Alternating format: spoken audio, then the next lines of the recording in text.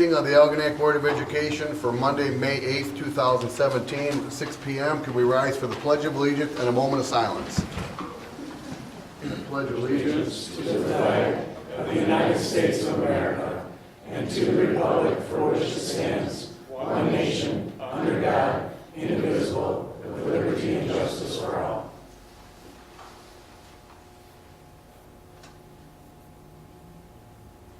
Thank you. And a roll call, please. Charles Busuttil. Here. Andrew Goulet. Here. Philip Clark. Here. Heather Armiel. Here. Roberts. Heidi Campbell. Here. Ray Privilege. Here. Aaron Stillman here. Thank you. Tonight's meeting is going to be a discussion about our recent bond issue, sinking fund issue election, the technology and facility needs of the school district. Dr. Stricker is going to lead us through a discussion about all these things, so hang on tight.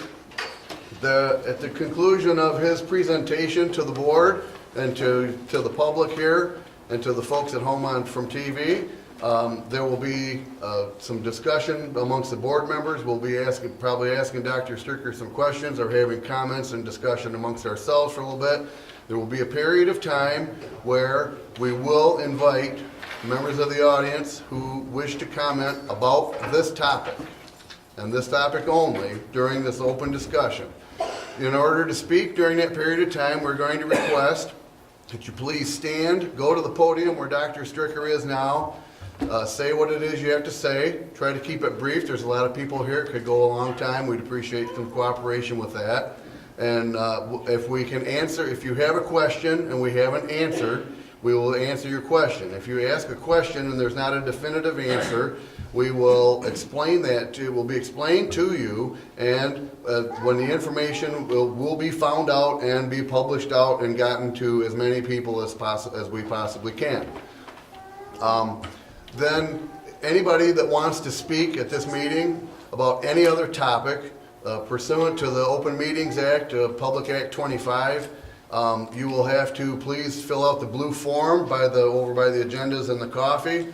And anyone during our discussion portion about technology and facilities, anybody that wants to stand up and talk can do so, but we need you to state your name because we need names for the minutes of the meeting, because that's in our policies and it's the way things are supposed to be. So we'd appreciate everybody's cooperation with that.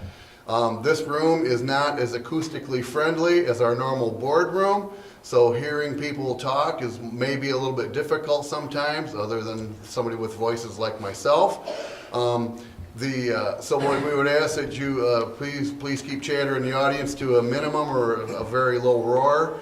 And we appreciate everybody's cooperation, and thank you for coming out tonight. Dr. Stricker. Well, it's good to see everyone this evening.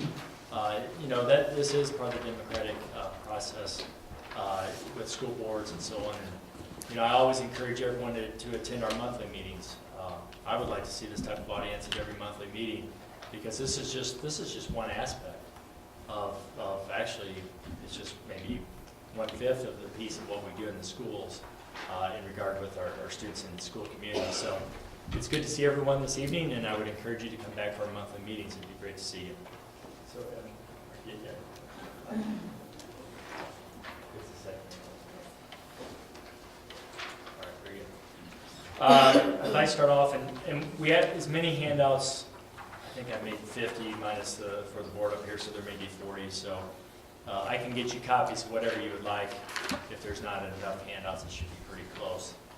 These are the election results from this year, from November and May. And so you can see the November bond, the November sinking fund, and then the May sinking fund. Obviously, you can see the percentages below. With the bond, it was 45%, 0.9% yes. November sinking fund, 42.2% yes, and then in May, 49.4% yes. And so those were the results that the board will take in consideration this evening during the discussion as we look to move forward. Next handout that we have is basically a timeline. And that answers the core question that many of you probably have asked or should be asking or what have you, and that is, why are we here this evening? Because the election was only not even a week ago, and we're here this evening already. The reason we're here this evening, my job as superintendent, I feel, one of my main jobs is to make sure the board has presented the options, as many options as possible, whether it be curriculum, personnel, facilities, and technology. My job is to make sure the board has data and options. And so we're here right away this evening. I think it turned into a little bit more than I thought it would, which is fine. Again, it's good to see everyone here this evening. But my objective with the board is for the board to understand that if we did want to go, and that's if, and that's the discussion you'll get to see this evening, which I think is healthy for the community to see, and that is the discussion, do we go for the sinking fund right away? The reason we're here this evening is number 2 there, that deadline. If I would have waited till the regular board meeting, I would have limited the board's options of moving forward. And so that is why we're here this evening. Do I have a recommendation? Certainly I do. And we'll go into that, and we'll go to FAQ. And I'm not going to go over all this again with the project and Crystal to hand out with our current project that we have, our current proposal. Do I believe in our proposal? I really do. And I've kept it simple in all my messages. I believe in a simple message, and it's simply this. Just go ahead and take it. Okay. Do I believe in the proposal that we've had since last year? Really, it's about a year and a half we're going on when we started this technology and facility plan. I do believe in it wholeheartedly. It's very fundamental and conservative. It's roofs, heating, cooling, security, and technology, updated technology. I believe wholeheartedly in that. Do I believe in the amount? Yes, I do. And I'll stand in front of the most conservative group there is, and I believe in the amount, not based on my opinion, but based on data. And the handout that Crystal's passing out has that on there, and it's simply this. Even if this would have passed, it only puts us in the middle of in the county average of what schools ask for these type of things, namely technology and facilities. And so it's fundamental and conservative what we're asking, and it's the amount we're asking is conservative as well.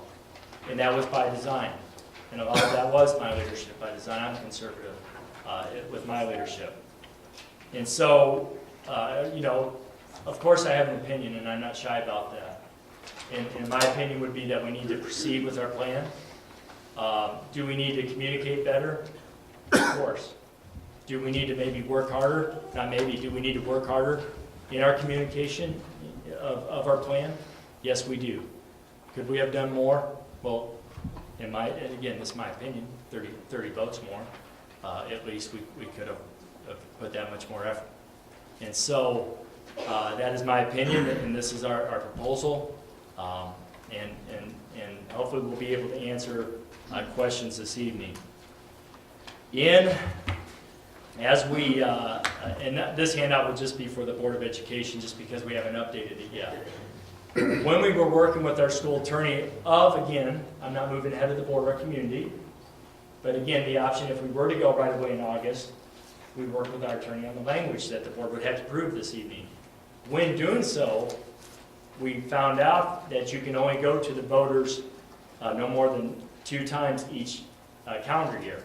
I said that correctly, I believe. Yeah, 2 times each calendar year. We found that out. And so we have another issue that came into play here. In the handout I'm passing out to the Board of Education, we will update this, is regarding our non-homestead vote. We have a non-homestead vote that is up again. And the non-homestead is the 18 mills on businesses and second properties and so on. The state of Michigan counts on you receiving this money. When they calculate your per pupil student aid, roughly $7,500 right now per student, they count on you getting a portion of that from your community, and that is the 18 mil tax. People know it as a renewal. I don't believe it's ever gone down here, has it, or am I speaking out of turn? No, it never has. Okay. It has not gone down here. I'm grinning, I have that grin, and it's not really a ha-ha grin as much as I'm grinning because it makes this a little complex now. Because if we can only go to our voters 2 times, and we have this non-homestead that has to be approved before next year, we have to calculate when are we going to the voters with the non-homestead vote, and now we have the sinking fund. And so the discussion that the Board of Education will have this evening, not jumping ahead, but I mean, it's just, let's get to the point of the core of the discussion, amongst other things that come up, is do we go for the sinking fund? Maybe not even a sinking fund, but let's, for discussion here, let's assume sinking fund. Do we go for that and the non-homestead in August? Because again, we've already had a vote in May. August would be 2. We can't go in November then. We would have to wait till next May. Or do we go for both those items in November? And so that makes it a little more tricky. So the handout that I am passing out to you is basically the handout that we used last year. And I believe most people in the audience, could you pass this out? Most people in the audience knows that I will, probably why a lot of you don't read my updates, because I know I'm redundant. And so you'll hear about that so much, well, I guess as long as I'm here, you would hear about that so much, that will be over-communicated to you what the board's seeing. But the handout has not been updated yet.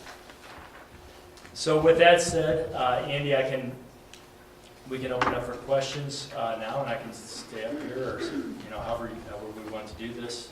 If there's general questions, like Andy said, I'll sit down because people will come to the podium. But, we'll do the best we can to answer questions. We have our Director of Facilities and Technology somewhere back there that will hopefully be able to answer the best that we can to our ability about the projects. If there's some questions that come up we're not able to answer, what we'll do is we'll put that on the community updates, so Crystal will take notes, and I'll get that right out on those weekly updates that I know everyone in here reads and look forward to. So, but we'll get the answer to you right away. So, Not to put Evan on the spot or anything, but perhaps having Evan give a brief synopsis of the project situations would maybe save somebody that has a question and they'll already have their answer and they won't have why don't you come up to. here? They won't have to bother getting up if they don't want to. Right now with the sinking fund, the projects that are being focused on are the technology replacement, heating, cooling, and roofing, because those are our primary goals over the first 3 years. Anything after that is really up to a committee, whatever the district puts together, and then we would run whatever projects we did. Back during when we were looking at a bond, we had gone and looked at all the different areas in the district that needed work done, and we came up with $25 million worth of needs.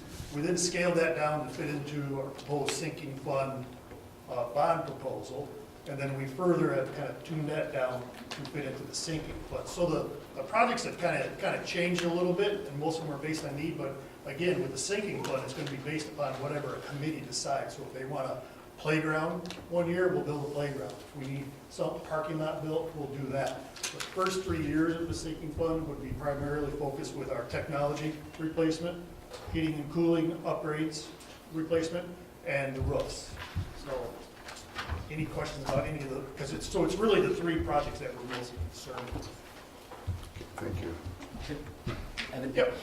to clarify, so from the roof perspective and the leaking, what have we done tactically along the way, or what could be done tactically? Because there's been a lot of good discussion over the week about, well, hey, let's get up there and slap some tar around, or try and do different things, right? Well, we have roofers, and we have 2 companies that primarily take care of our roofs, Royal Roofing and Lutz. Some of the roof is still under warranty and is going to be warranted till 2020. As of 2020, all of our roofs will be out of warranty. So between those 2 companies, because one company holds the warranty, so obviously we use them on those sections of the roof. And then between Lutz and Royal, we use them on the remaining sections of the roof to fix any leaks that we have. Again, they are all flat roofs. This is Michigan, and I don't know anybody who has flat roofs around here, but they leak. It doesn't really matter how old, how new they are. They all leak just based on our weather. So it's something that Royal is in and Lutz is in constantly. They were in today actually over at Algonquin working on several areas. So it's and part of our warranty is every year we have to go through and do some maintenance work on the roof to keep us under warranty for those sections. So it's yearly, we're always doing things on our roofs. And then come 2020, there's a Come 2020, systemic- we're out of warranty, so any sections where we do have a leak, now we're, we're paying for those. Anything that's warranted right now, obviously, we're not responsible for repairing those. The only thing we have to do is our yearly maintenance on those areas. So Evan, is the plan to redo the whole roof? Or The just plan the that, section? the plan that we were originally looking at was to replace all the roofs. The And whole- again, that came from guidance from the superintendent, who told me basically, I want a roof that's got a 20-year guarantee on it. And to go that far out, it's hard to find somebody that's gonna come in and warranty your current roof for another 20 years without doing substantial work. So at that point, we looked at, our pricing is built around replacement, Okay. not repair. And if I'm not mistaken, when we ran the 2007 bond issue, the extensive roof activities that happened were to bring all of the roofs into either maintain or get them to better warranties, and that was back in 2007, 2008. Right. And so 2020, that's the reasonable period of time that the warranties were expected to last. Is Yeah, that if we're correct? talking with the different architects and engineers, you can get your roof warranty for 10, 15, really whatever you want. It just comes down to how much money you want to spend on it. But again, they're flat roofs, they're gonna leak. It's trying to get those costs built in for repairing of these roofs. Right. And so back, and it seems like just yesterday was 2008. It's hard to believe that this much time has already gone by, and we're here again talking about doing all this work on our buildings. But as a matter of fact, a lot of years have actually gone by. Chuck? Question on technology. You mentioned just the first 3 years. What happens in years 4 through 10? Well, the with first 3 technology? years was to get those 3 main projects done. Because bidding on roofs and heating and cooling, that could be a 6-month to a 1-year process of going through all the architectural details, actually bidding out the projects, and then getting the work complete. The very first year after receiving the sinking fund, we would have replaced all technology. And then in another 5 years, we would have replaced teacher desktops and those type of things that have a lifespan of that 5 to 6 year. Technology, things age a little bit differently. Your classroom computers are usually obsolete in about 5 to 6 years. Our servers, we can typically run 10. Network equipment's about 10. So it's not like in year 5, 6, we'd be replacing everything. It would be a smaller refresh of teacher workstations. And so what is the current state of lifespan for servers and network material, network pieces of it? Where are those are how old? Our servers are end of life, which means if something goes wrong with them, we really can't get a lot of support from Dell on them. Karen and I are pretty good at keeping stuff running for a long period of time, so that's why I feel that we could push our server lifespan, which is typically in the industry about 7 years. We could probably push it a couple more. Desktops, in industry, it's usually about 3 to 4. We typically run about 5 to 6, and we're currently at 6 to 8 right now. So it's not like we're looking to keep cutting edge all the time. We realize with school finances, we can't do what industry always does, but we also don't want to fall too far out of pace with what they're doing. And then the networking pieces of it? Is Network equipment is typically a 10-year project, which is what the sinking fund was, a 10-year, so you would have that in, we would have done a replacement at 5, and in 10 years, you'd be looking again to see what you were gonna do. Okay. That's good. Anyone else? Yes? Back to the roof issue, you talk about replacing the roof, you also say that flat roofs leak all the time. So if you talk about architecture, so are we looking to change our roof style from flat roof? Well, I think that really, so any project of that size, we have to bid out. And with the cost of that roof project, we have to bring in a construction manager and an architect at that point in time. They would go through, as they did when we were going to the bond, and try and provide us what they believe is the best solution at that point in time. In fact, when we went to the bond sinking fund, it was a replacement of a roof, and they had kind of spec'd out a Duralast roof. Now, obviously, there's all different types of roofs, and that's why doing the bidding process allows all the other vendors, we go through the same type of thing with our computers. While we're a Dell shop, we bid out and let HP and everybody else come in. And the same thing would happen with roofs. So a built-up roof manufacturer could come in, or installer could come in, bid on that. And it's really at the end of the day, after all those bids are received, for the district to go and do cost analysis, longevity analysis, and see which of the ones that are presented to us would be the best fix. Okay, so that hasn't been like decided yet. No. Okay. And with all these projects, even heating and cooling, because of the size of these projects and the dollar amounts we're talking about, we always have to bring in construction managers and architects. It's their job to tell us what they think is the best fit, and then to make sure that they're accurate, we go through the bidding process and allow different people to bid on all these projects. Yes, sir. You see the roofs are, or portions of the roof are covered till 2020. Yep. Under warranty. Now, what does that warranty actually cover? Does it cover just the leak in the roof, or does it cause damage that's caused by leaks? It does not cover damage caused by leaks. It basically, if there's a leak, they come out and fix the leak. Anything that the leak did is not covered under that. That would be up to our building insurance and things like that. You know, it's usually a ceiling tile, maybe a light fixture, things like Yeah, that. I mean, I'm just looking in here, I see 8 or 9 leaks themselves. Mhm. I was just curious, you know, what- if they covered any of that at all. No, it's just their workmanship and fixing the leak itself. So like we have a seam that's split over Algonquin. It may have damaged 5 or 6 ceiling tiles. We're responsible for the ceiling tiles. They're responsible for fixing that split. And things bigger, like we had the tree fall at Algonac L a couple of years ago, you know, obviously they're not responsible for that. Oh, yes, sir. The roofs, going back to the roofs. Do you know what kind of roof system they use? Were they Duralast, Tremco, who was the manufacturer? What's currently on the roof? The ones that are in question, yes. It's kind of a patchwork of roof systems. When we built the new gym, that system back there is a membrane system.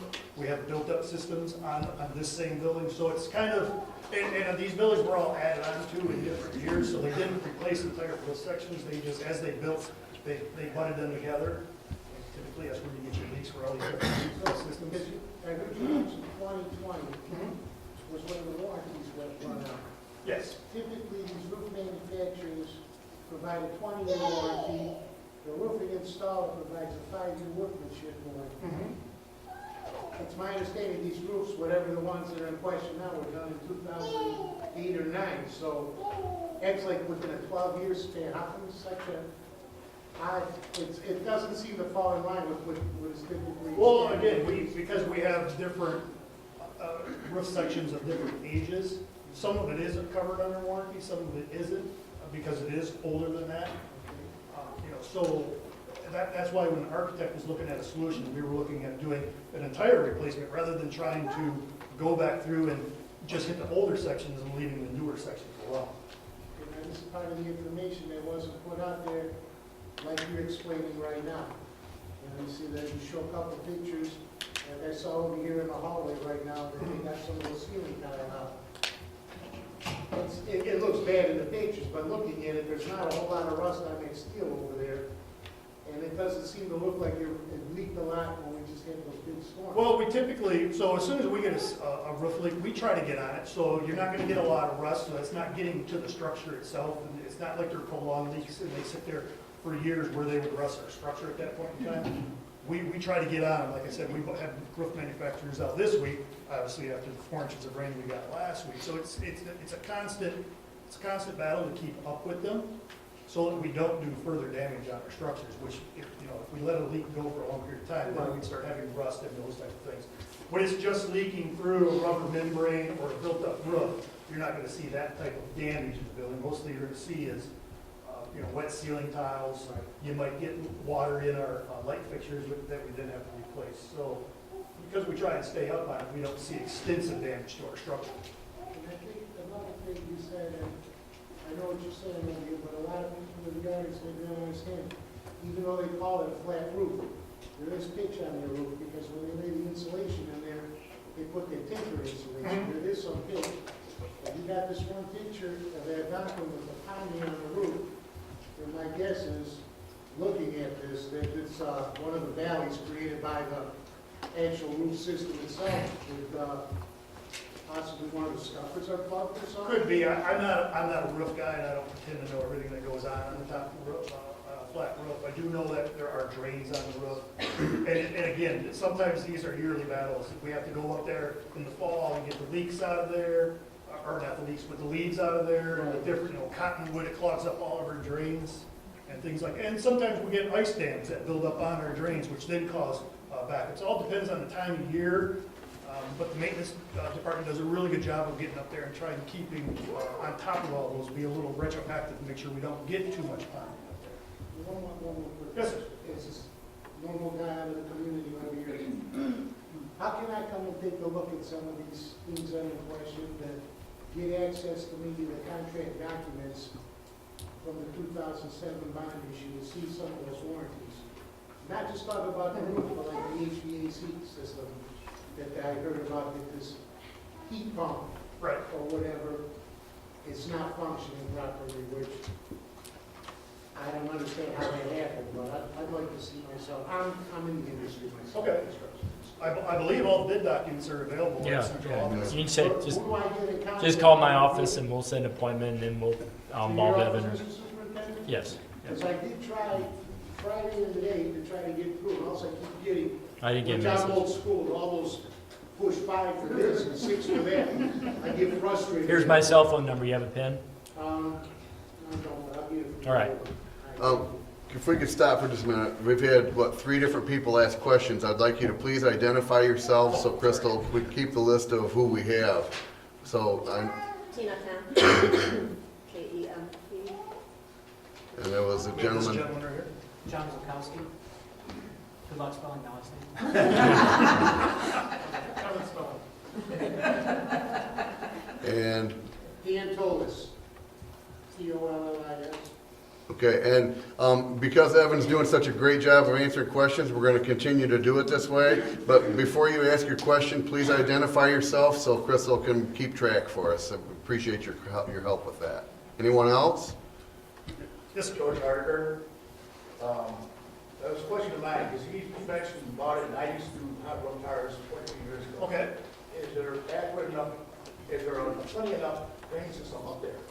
Are we lacking more, that we need more drainage? I couldn't answer that question. That'd be more of an architect, engineer Okay, type when you question. guys come in, you know, that's the whole thing, because the guy I worked for, he would warranty his roof for 25 to 30 years. Mhm. He stood behind his roof. He built it, he used it, and I was working on Ferndale. I believe the warranty, there again, is a part of the bid process, because I'm sure he warranties them that long, but he probably also ups his price a little bit to cover them that long. And, you know, we can't speak for previous administration, but a lot of times it comes down to the dollar of how much you want to spend on your roof. Because obviously, if I warranty a roof for 10 years, my price is more likely going to be different than if I want to warranty it for 20 years. So, but as far as the drainage on the roof, that would be a question that we could ask of an architect and engineer once we get to that phase. Well, that's what I mean, because you're gonna have them come on in and everything else. Yep. You know, hey, look, we've got a problem, it's been occurring occasionally here and there. Mhm. Do you think we need more drains? And that's, I'm thinking, if it comes onto it, it comes in the bid, put new drains in, then they should do that. The roads will last longer. Oh, yeah, I agree. You know, the thing is, like the pictures I see in there, it looks like it's just tar roofs. Is that gravel roofs up there or not? Again, it's kind of a patchwork of roof systems up there. The main sections of this building are a built-up tar roof, but the back sections are a membrane roof.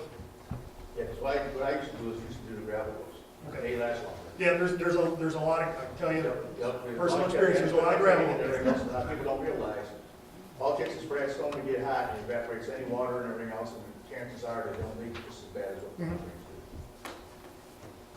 Yeah, but we can find out about the drainage side. Thank you. Anybody else? Thanks, Evan. thanks, Evan. If you have any more questions, I'll be hanging around. So, Maybe not general comment. yeah. So is there anybody here that has anything they'd like to stand up and say about what we're talking about? Technology and facility plan. Technology and facility plans. Okay.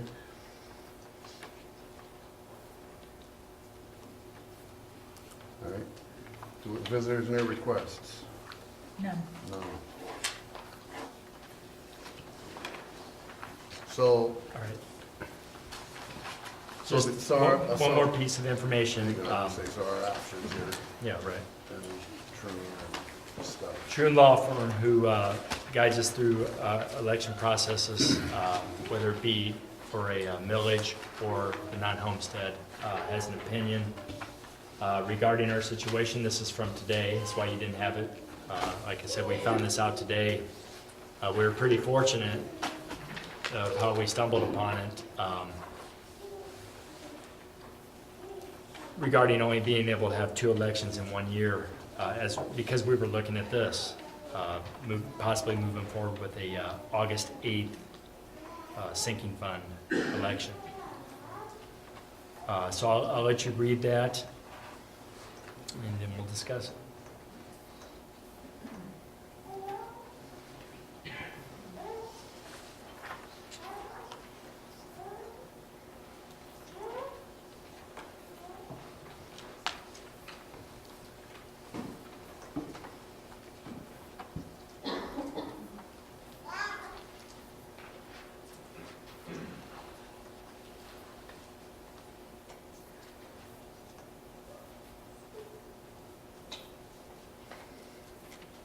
So I have a question, is if it's our, if we want to do it in August, we have until May 16th we have to have a resolution and have it in by May 16th. For both. For both things, If right? we to- were to- well, to call an election, That to is put correct. these issues on. Correct. If we want to do it in November, we don't have to have the resolution and stuff to the county clerk That is until I don't even have like that date. We can June, find it out. July, Yeah. or August-ish, or something of that correct. nature. So that would be nothing that the board would act on tonight. That would be, Correct. okay. So based on the consensus of the board and their collective decision on when this election should be, it will determine whether we want to adopt a resolution or not. Okay, everybody with me? Okay. Question on the 18 mills, all we hear is 18 mills. What's the total dollar amount of that, and how is that laid in against our budget? As indicated on your handout there, it's the back page. And again, this is last 2014. This will be updated, like I said, I will get that out to the community. For our budget, it would be not roughly, this year it's $3,765,148. So out of the total budget for the school district, which is roughly $16-17 million, percentage-wise, it's a pretty good chunk of change. We have a lot of second homes in our community. And so it's an amount of money, as important as the sinking fund is to us. This is even, in my opinion, more important, because this would be in the general fund. And obviously, we know many know, but the Board of Education certainly knows what we've gone through with our general fund as we turn the corner and get into positive spending. Obviously, a $3.7 million hit would be devastate the budget. So, but it's $3.7 million.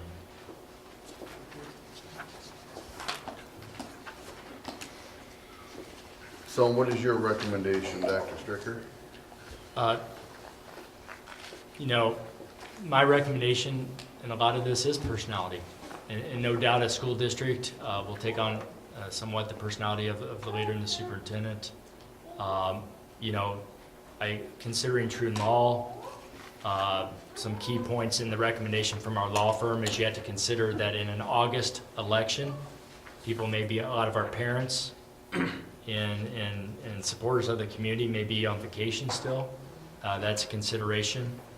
But my recommendation is stated, and a lot of it is, to get to the point, deals with personality types. I feel when you look at our trend, from going from 42% in November to darn near basically 50%, I would recommend moving forward in August.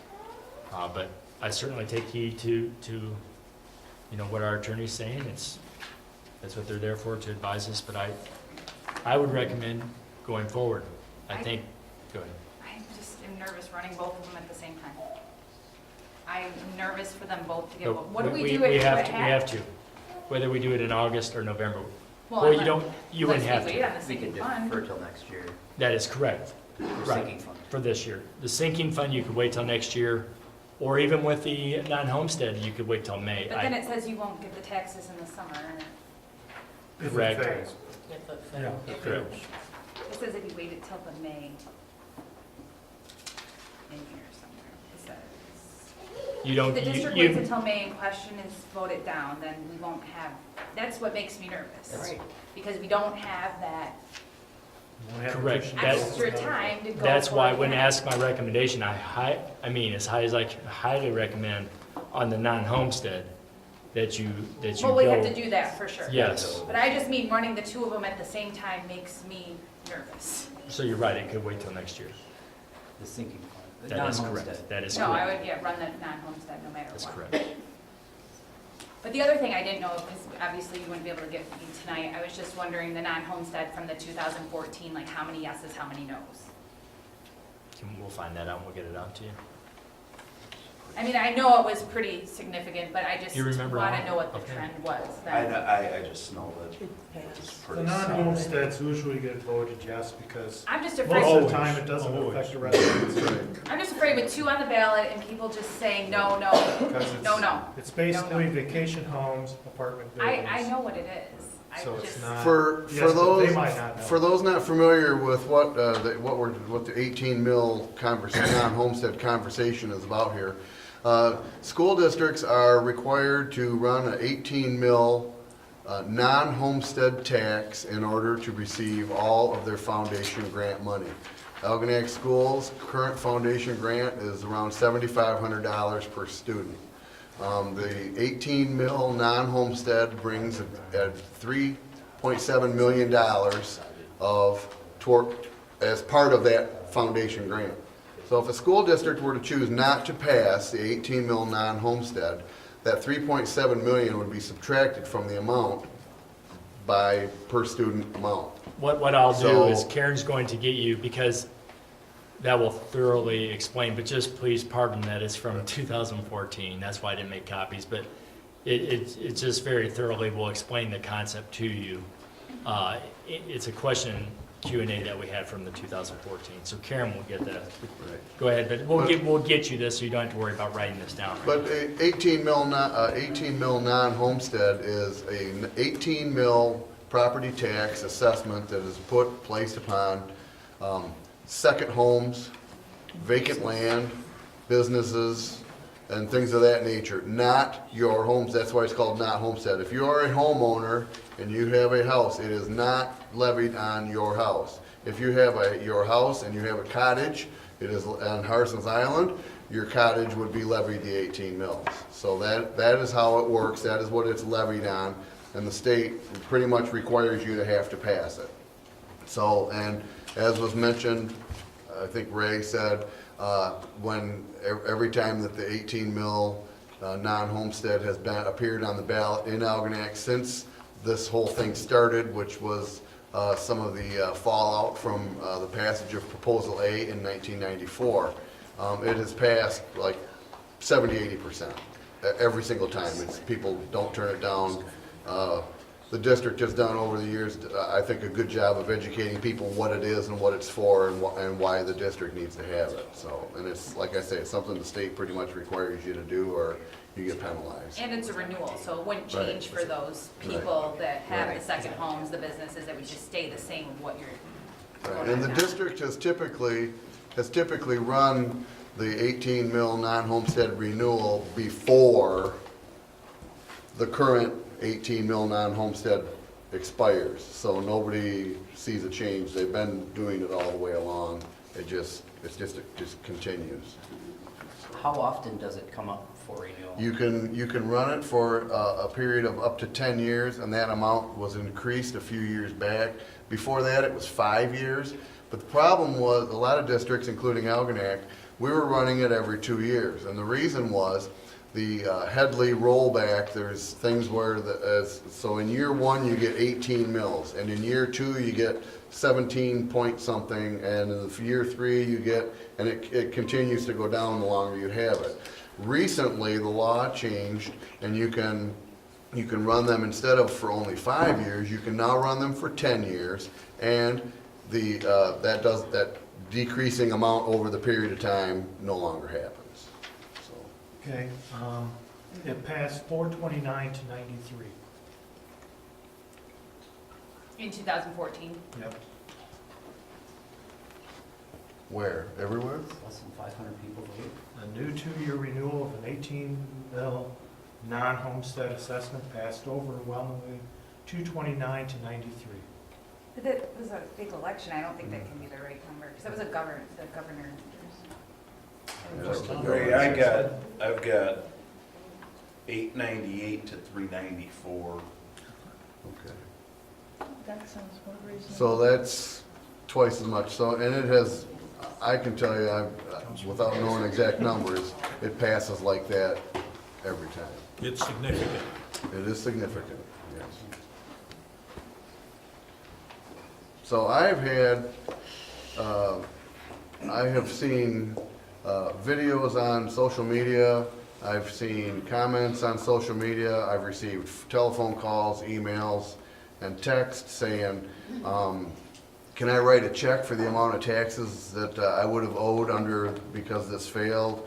I have received the same type of communications from people, and other board members have as well, saying, can we put together groups of people to raise funds to donate to the district to pay to run an election? Not a yes campaign, not a no campaign, but to fund the running of an election.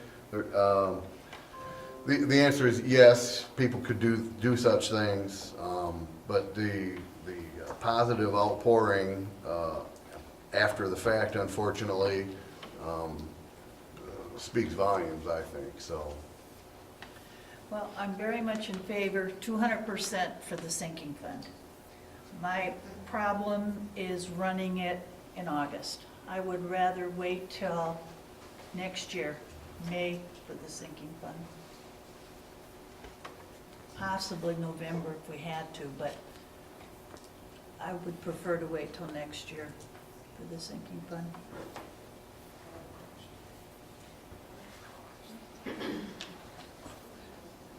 Well, November and May, you have, not a whole lot of people are gone because kids are still in school.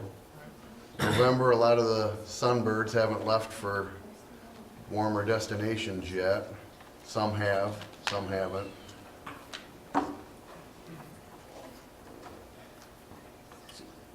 So I've got a question, I guess, to challenge us with. If we look at so I understand, John, the percentages have ticked up, right? But our population voting is a lot lower, right?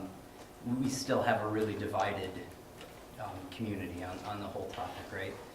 And arguably, my own reflection is we got to come at this differently, or more, drawing upon the community, or a larger campaign, or something to try and get the message out for of what we're doing, and what we're doing to manage the budget and turn the tide and get everything in the right. I believe there's a good story there.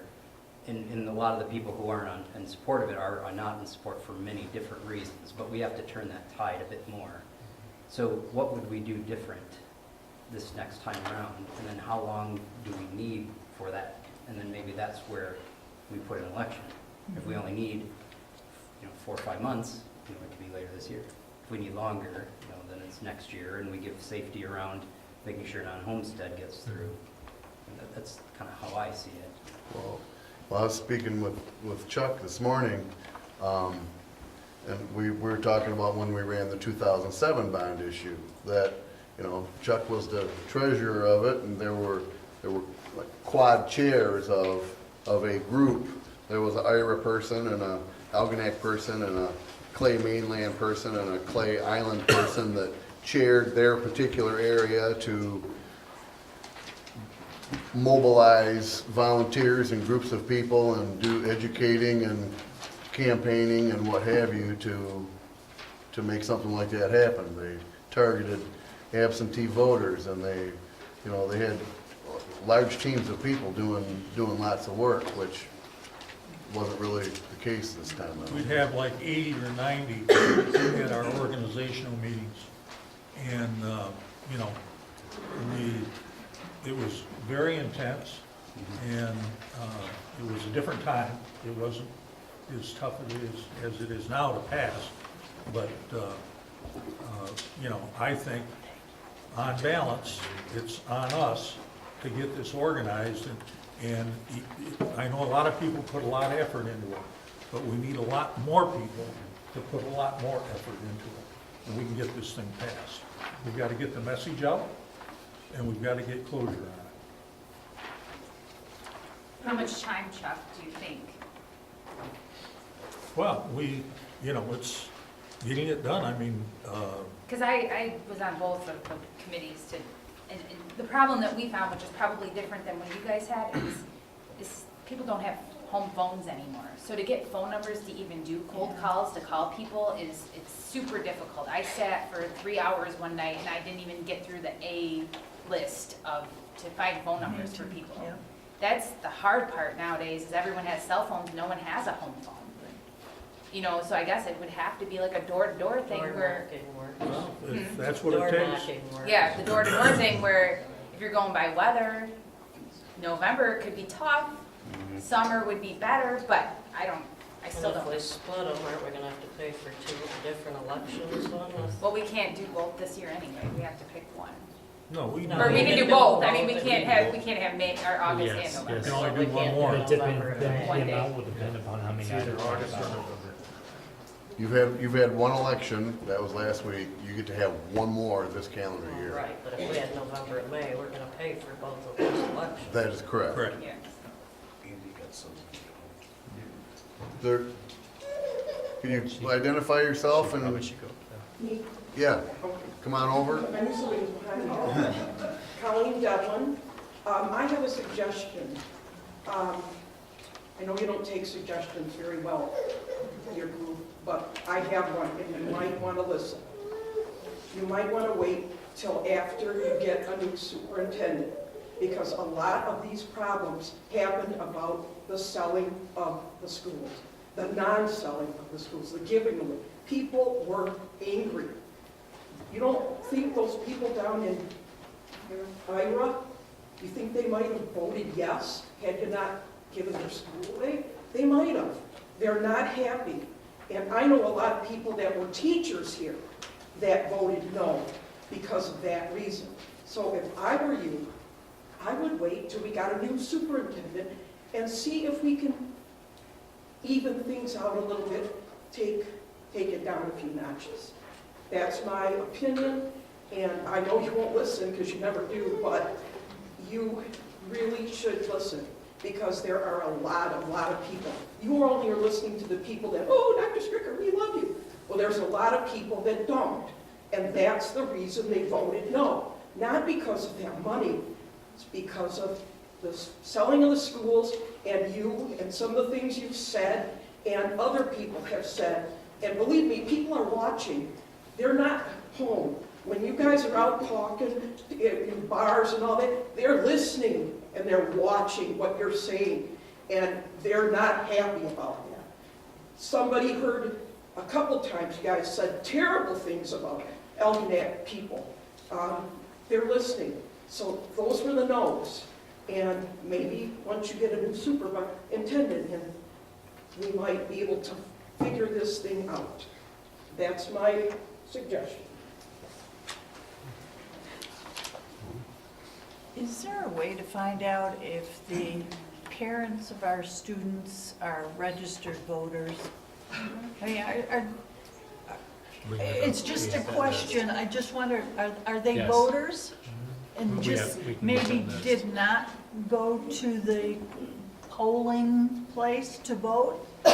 We can get that list. Obviously, we can't find out how they voted, but we can find out who's Right. registered. Whether they voted yes or no. Obviously, they didn't come out. Only about 48% of our parents are registered.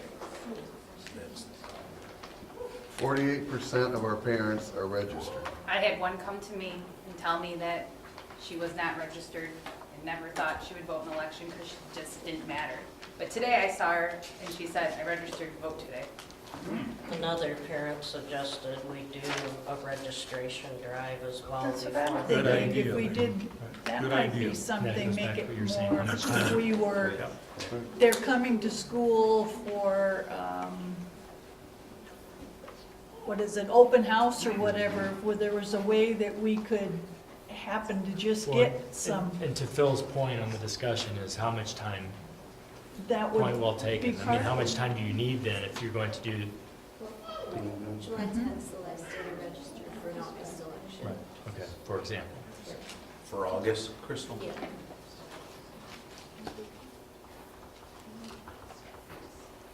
Certainly, we have the data on the parents in the school district to be able to contact them. I mean, that's something we have to research. It's there. But it's sad if we only have 48%. This is sad in our community.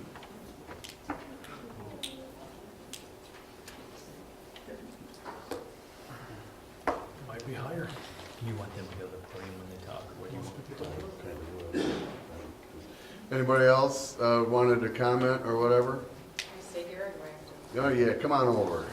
You know you want to. You're a theater person. Christy Bottle. I just, at my parent perspective, I know a lot of people in the community and have worked with a lot of different people, and just my opinion, and from what I've picked up from other people, obviously this is something that's going to happen again.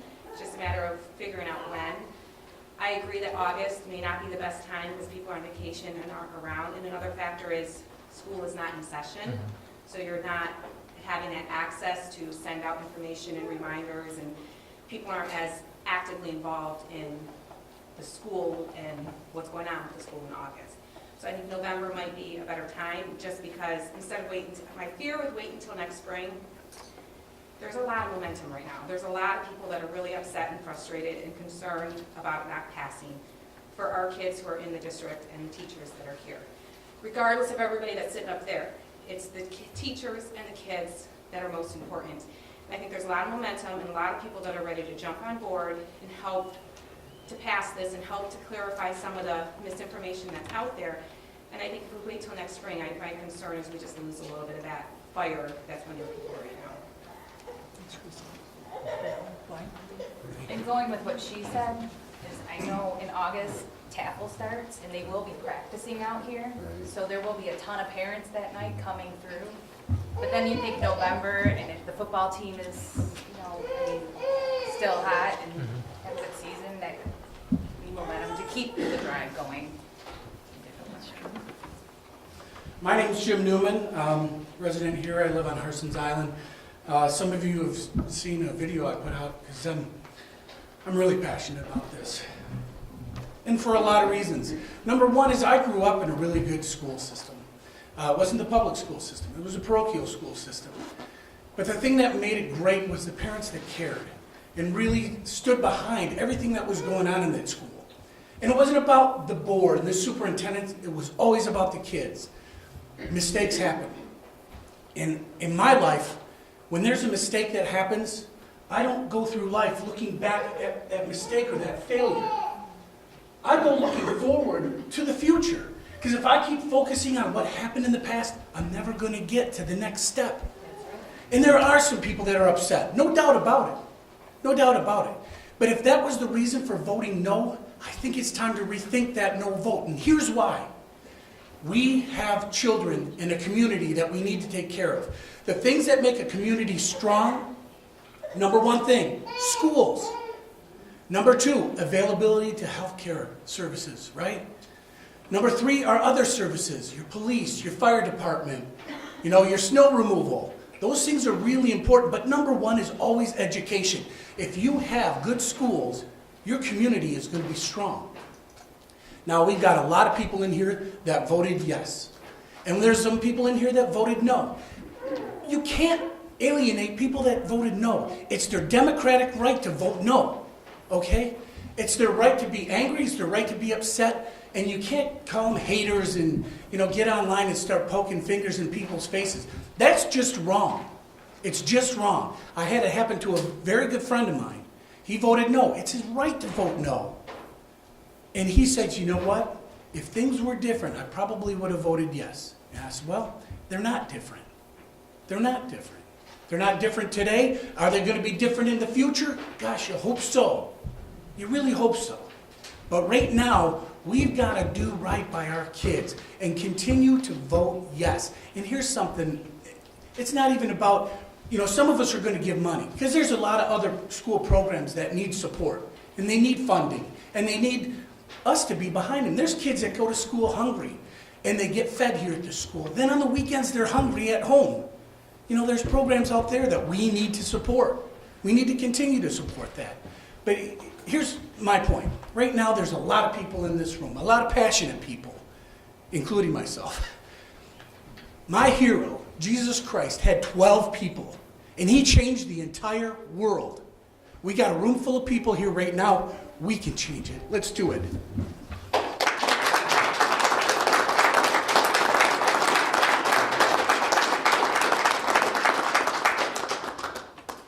Thank you. Anyone else?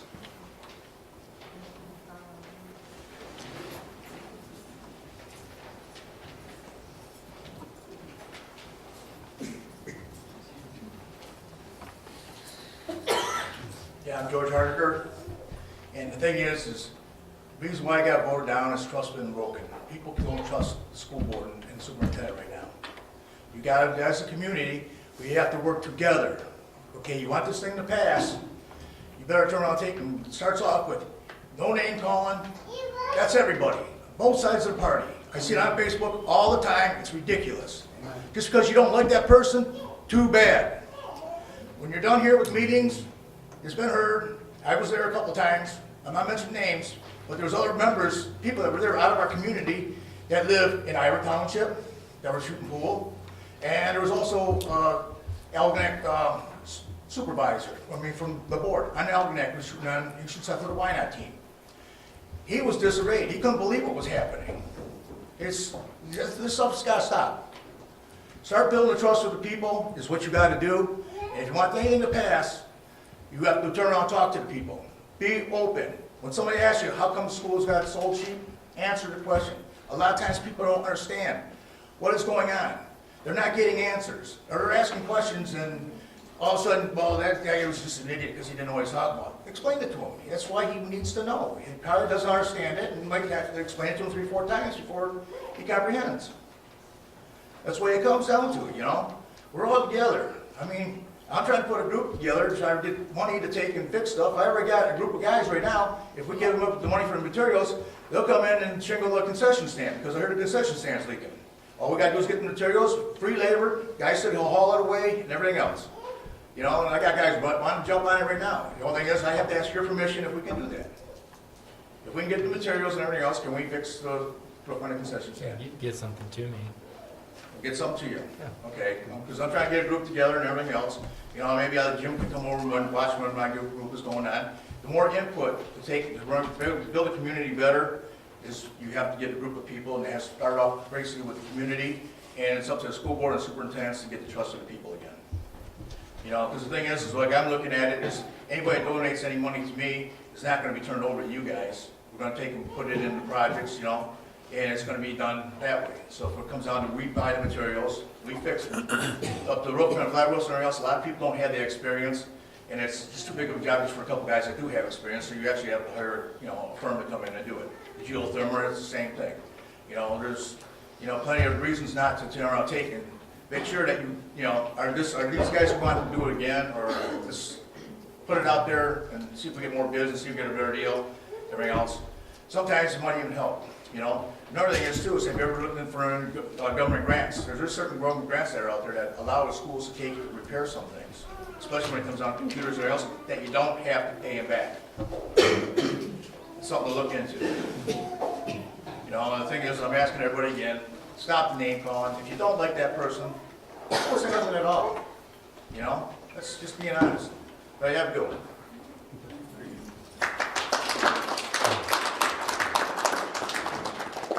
There is information available.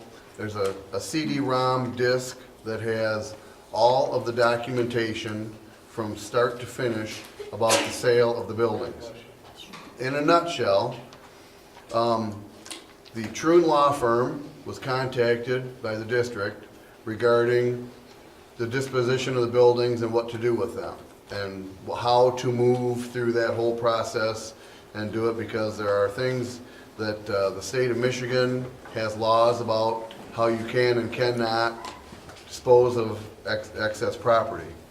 So the Troon Law Firm guided the district step by step all the way through the process of putting the buildings out for bid, the purchase agreements, the whole 9 yards, all of it, from front to finish, all the way through. And our lawyers would not tell us how to do these things and tell us an incorrect way to do them. The Fairhaven building received 1 bid. The Algonac building received 0 bids. The buildings, under advice of legal counsel, once again, were appraised. The bid for Fairhaven came in under the appraised value. There was 1 bid. Side note, empty school buildings in the state of Michigan, of which there are many. People quit having babies like they used to a while back, and schools aren't full anymore, and districts are finding themselves selling or otherwise repurposing school buildings, and they are having a very hard time doing that. There are places where school districts can't give buildings away. They have to pay the demolition cost to tear buildings down and then sell the vacant land. Algonac was fortunate, Algonac Schools was fortunate that we were able to sell the buildings for what we could get for them and use that money to fund the remodeling costs for the various buildings and other projects to make the consolidation plan happen.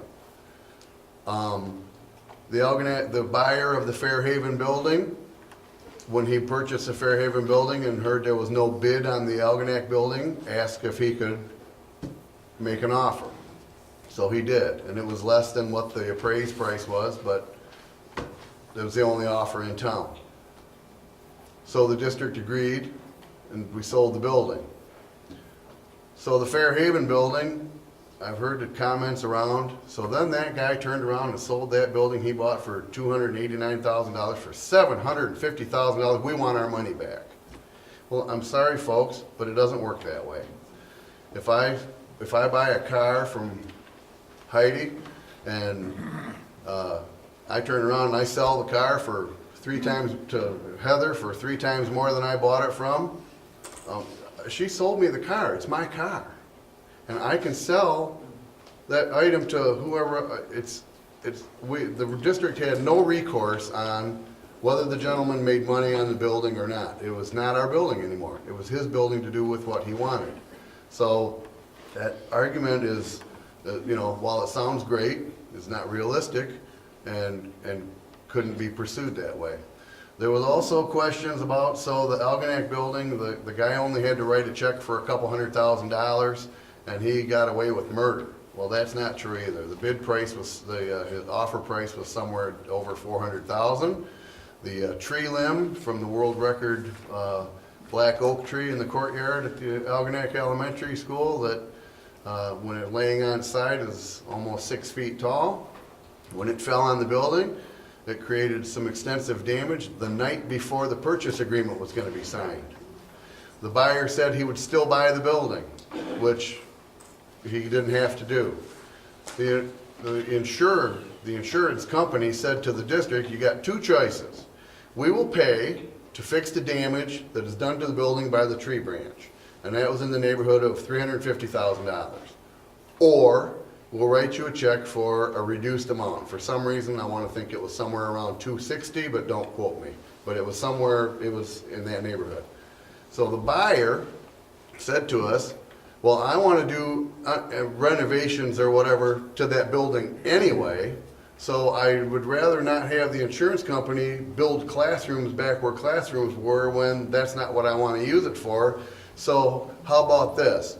You take the reduced amount from the insurance company and I'll make up the difference so that you get your wholesale price. You get the whole price that we agreed for me to buy it for you from.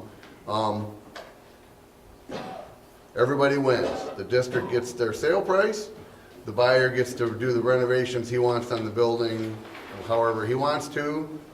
So the buyer did end up, by the time he ended up having to do the repairs or renovations he wants to do to the building, is going to spend probably more. So that is the detail. The gentleman did not buy the downtown building for $200,000. If you want a copy of the CD, just let me know. has all the documents. Right, and every document, every piece of paper about all of it is on a CD that is definitely available. If you get a hold of Crystal, she will definitely make sure you get one. And there's a hand going up in the back that has been for about 5 minutes now. Mr. Dooley, online, the statement that you posted, you mentioned on April the 19th that the administration, along with 2 Board of Education members, attended the meeting with the state. Who were those 2 Board of Education members? That would have been Mr. Busatell and Mrs. Stiltner. Yep. Yes, sir.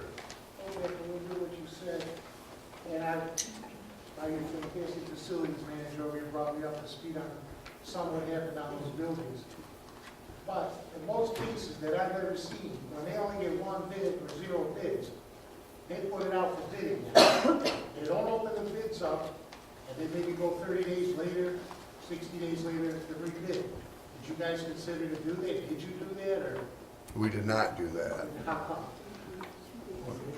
It was, We want to sell the buildings.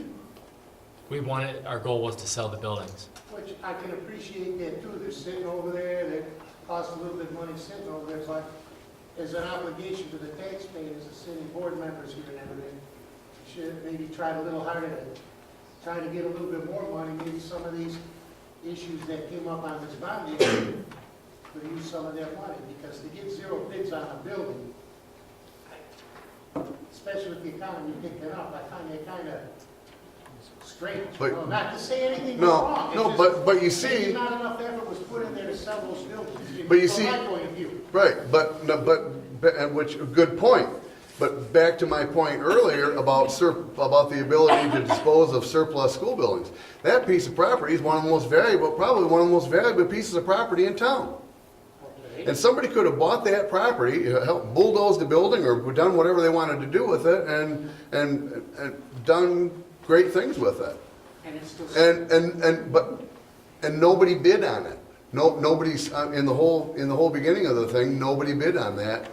That huge chunk of acreage in the middle of town. Nobody bid on it. And- That was our point. To me, if nobody bid on it, that piece of property, like you say, is so valuable. And I agree. I absolutely agree with what you just said. Right. If I was maybe in the position you're in or something over there, I would have turned around and said, listen, maybe we gotta try a little different angle. We gotta get some money, some good money for these buildings. Because the market's been coming up. Over here, I heard it came down again this year a little bit. But the market for school buildings, for excess school buildings, and you look anywhere in the state, this is not just an Algonac thing, okay? Please know, this is not just an Algonac thing. This is all over the place. And like I say, school districts have offered to sell school buildings to organizations or whatever for $1, and they don't want them. They have offered to sell buildings, and they sit empty. Like I say, there are school districts that have had to bulldoze buildings so that they could sell the vacant property. Yes. Michelle Thompson. Whatever happened with the old schools happened, but I want to know where we're going to go from here. I still have 4 kids in the schools. My youngest is in 4th grade. So since this got voted no, now where do we go from here? Are they still going to have no, leaky roofs and no heat and no air? I want to know for next year what's the plan, I guess. So what's your recommendation, our plan? Yeah, I think we need to pick up our discussion Yeah. where we were, basically. Let's pick our discussion up of when the board thinks we need to go. I think Phil had an excellent point. It really was, as far as we need to start with, what do we think we need to do to gain the support to move forward with, whether it be the sinking fund, the same amount, how much time do we need? However, of course, it's my job to have a plan of what we're going to do if something didn't pass. So there certainly is a plan with technology, with roofs, heating, cooling, and so on. If the board even said, we're not going for any sinking fund or any bond. So there is a plan for that. Be happy to meet with you to go over the details. But to pick the discussion back up, I agree, back on point. So what do we think? November, August? November on both ways. So you're in November? I'm in November for sure. But you don't know whether both or not. Right. Ray? Are we going both or are we going single? It's your choice. That's what we're discussing. That's what we're discussing. We're doing the when first. We're doing the when first. November, Ray? Could I interrupt while he's thinking? Sure. It could be a while. Yeah, plenty of time. Plenty of time. I just hate to lose the support we have by delaying. Well, can That's I where ask for my- a show of hands for questions? That's Is that- what I want. Okay. That's what I So, want. so here's a question for everyone, as we're deliberating and trying to figure out where to do, we don't want to lose the momentum, we don't want to move too fast and not listen, and we want to all, get us in the right direction.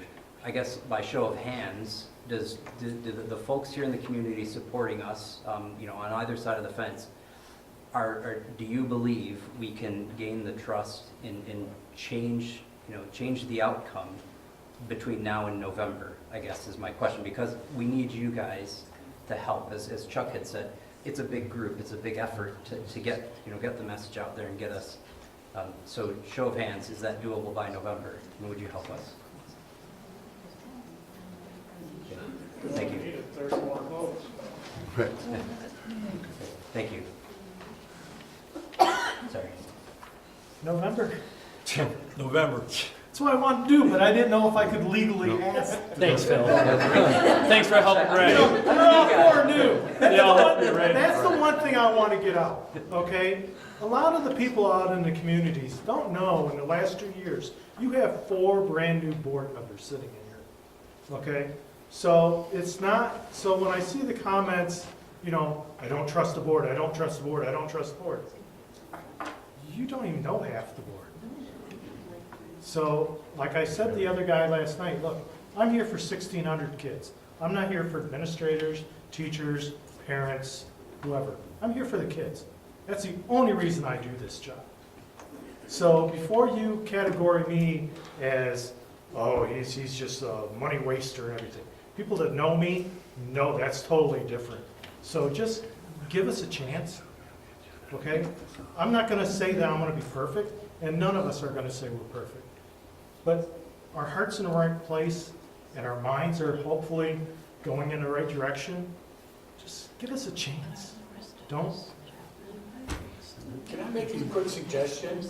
Between now and November, I think that this board should maybe have a get to know your board open house. Not a meeting, but an open house where you get up there and you share your passion and your ideas and what you've got in mind and what challenges you've been facing, and let these folks know, because a lot of them don't know you guys. I'm just getting to know some of you, and I'm really glad that I am, because the teachers that I know, I love them. My bus driver, she's the best in the world. I think this community is a community of rock star educators. And I think that once the community knows you better, we'll get through this. We'll get through this, and I think the numbers will be mind-boggling. Colleen? Parents, if you want people to vote yes, Colleen Duggan, go to those meetings. My friend and I sat at those meetings for not weeks, not months, years, all alone, watching them do whatever they were doing, and nobody was there. If you want me to vote yes for your children and things that are going on, go and act like you care what these people are doing, because they aren't, they're just people, they're humans. They're not doing everything the way you or someone else might think that. But if you're there, things happen better when people are there and watching and asking questions and people are telling you, then things will happen. But when I hear the parents, oh, they didn't want to vote, and our poor kids are freaking, where were you all those years when I sat there and watched all these people by myself with an old teacher? We didn't even have any kids in the school, and nobody was there. And then I'd go out and I'd see people going here and there doing things, but when it came to those meetings, no, they weren't there. And then they don't care. I got kicked out of a meeting once because people cared and came, and They didn't want us to see what they were doing, so they kicked us out. That's what you want. I don't care if they kick me out. I care that they worry about whether I'm there watching them. And that's what you need to do. So begging everybody to vote yes isn't going to work. It didn't work now. It's not going to work again. You have to get involved with this board. Come in and watch what they're doing. Ask questions. Give your ideas. And maybe more people will want to do what they did. I felt like if you didn't fix that roof after you got all that insurance money and all the money you supposedly got for the schools, if you didn't fix that roof and water's pouring down on those kids' head, shame on you. Should have done that first. First thing, before you made your thing down here and all those other things, fix the roof so the kids have something so it isn't water isn't pouring on them. I know if my son would have been sitting there, that's the first thing I would have said. Why are you getting a new building down here when my son has water pouring on his head? Then I will listen to all the parents that are saying, oh my God, what are we going to do? Take care of business, priorities. If I own a house and my roof is broken and water's pouring in on my head, and I go out and buy a new car or do anything with that money besides fix that roof, what are you going to think of me? I'm an idiot. Save me a seat, I'll sit next to you next meeting. You know what, sweetie? I don't even come anymore. I'm so tired of hearing the same junk over and over. But if all you people would start coming, yeah, I'll come again. And ask questions and demand answers. Don't just, oh, okay, you're the superintendent, so you're going to listen to everything I say. No, nobody's going to listen to everybody you say. And Dr. Stricker, I'm sorry what I said before. I'm not sorry, but you played me your first day here. You told me how you were going to change everything and everything was going to be so great, and all these people that were being mean and nasty you were going to take care of it, and you didn't. I stood up and told everybody, this is our new superintendent. He's the greatest guy I've ever met, and da-da-da-da-da. And as we were going along, I was so embarrassed. That's one of the reasons I didn't want to come back. I was too embarrassed to come back. If you say something, stand by it. People that were in the bar told me they heard you laughing about us and joking about us like, ha, ha, ha, ha. Yeah, no laughing. You go on and do your thing somewhere else. And hopefully you people will find a better one or another one or somebody that will get all these people together and vote the way they're supposed to vote. But yeah, you played me, and I don't like it when people play me, so I said what I said, but... Okay. Over here. My name is Miranda Molesky. I live in Clay Township on Audubon.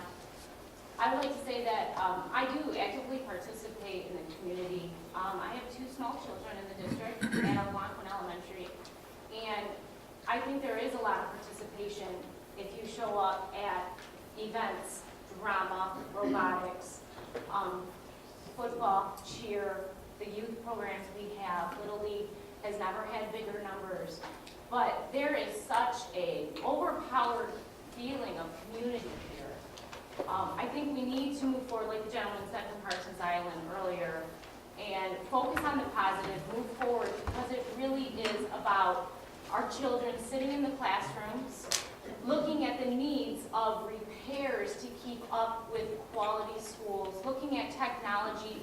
We know our home computers cost a lot of money to replace. Imagine what it does for the high school and both elementary schools. The state puts huge requirements on schools to keep up with the 21st century. So our testing now is all on computers. If we don't have computers working, our test scores will be lower because kids get booted off, they have to re-log on. I'm a teacher in another district. I choose to send my kids to their neighborhood school and get them on the bus because of this amazing community that we all live in. But if we don't support our schools and move forward even if there were some harsh feelings in the past and we play this active role, we have to also look at this is our property values, this is our community, and we have to nourish it. We have to make these repairs. We have to buy the technology. We all admit that state does not give the proper funding to small schools. We know after Proposal A, the funding in 1994 is very miscued. We are losing pupils, but we also are in the corner of Algonac. Not many people are coming here for industry. But what we do have this huge sense of community that we could come together and support and make it great. But I think we do have to move forward, like you said. I think we have to focus on the positive. I'm at a lot of community events, and I do see a lot of board members. I ran into people in the grocery store just the other day. Very friendly. I do ask the tough questions. I know John Stricker's had many conversations with me. It's complicated, but I think we need to look at things in a positive manner to move forward, because it's our children that are going to give back to our community one day. Okay. And it's just, I think we've got to focus our energy in the right direction. I think that we have a lot of momentum of parents that maybe did not go out and vote, even community members. I think we need to ride on that and really rally things and get that openness with the board and just move forward in that direction. I think I would like to see the bond go again. I think we need it. There is no way the state is going to just give us a bucket of money. It's a set fixed amount, and it's not increasing. And it hasn't increased in 10 years. If anything, it's decreased. So we're trying to do more with the little bit of money that we have per pupil. Thank you. Thank you.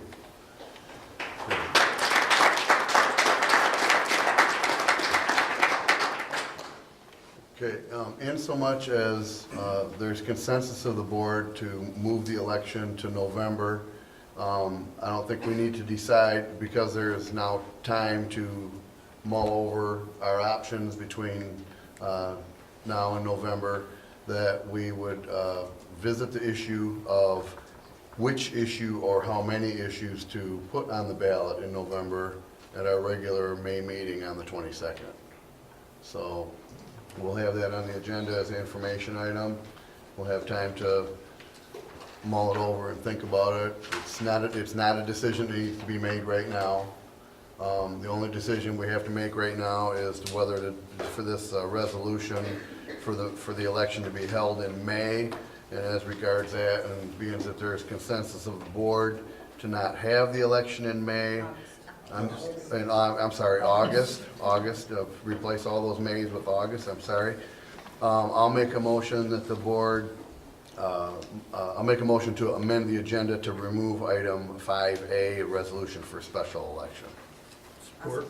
It's been moved and supported.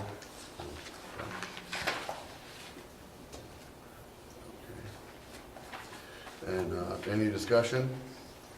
Hearing none, all those in favor, aye? Aye. Any opposed? That passes. We will not be considering that resolution. Anybody have anything else? Motion to adjourn. Could I ask one question? If you can clarify anything for everyone, in regards to the interacting with board feedback, we have cards, right? Right. When people come, so you fill out a card at the next meeting and submit it, right? And that's just to clarify for everyone how, if you'd like to talk when we can make. It's a blue sheet of paper, and there's a stack of them by the coffee and the agendas. Melissa's holding them up now.